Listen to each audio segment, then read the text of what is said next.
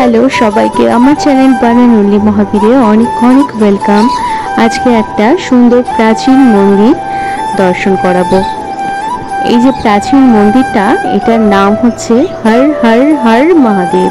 সব জায়গায় আমরা শুনি দুটো হর থাকে, হর হর মহাদেব, কিন্তু এই মন্দিরের নাম হচ্ছে হর হর হর মহাদেব। তো এই যে প্রথমেই মন্দিরের ভেতরে ঢুকেই প্রথমেই দর্শন করলাম মহাদেবের মূর্তিটা একটু নিচু করে করা আছে, আর ওপর থেকে জলের কলসি রাখা আছে যাতে মহাদেবকে স্নান করানো যায়।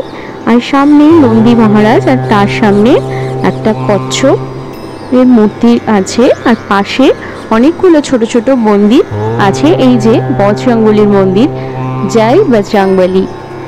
তারপরেই আমরা দর্শন করব মায়ের মন্দির, জয় মা মনসা দেবী। এরপরে চারিদিকে কি সুন্দর স্তূপ করা আছে, মন্দিরের কারুকার্যগুলো দেওয়ালে সেগুলোও ফুটে উঠেছে। মন্দিরের চূড়াও আছে, চূড়াযুক্ত।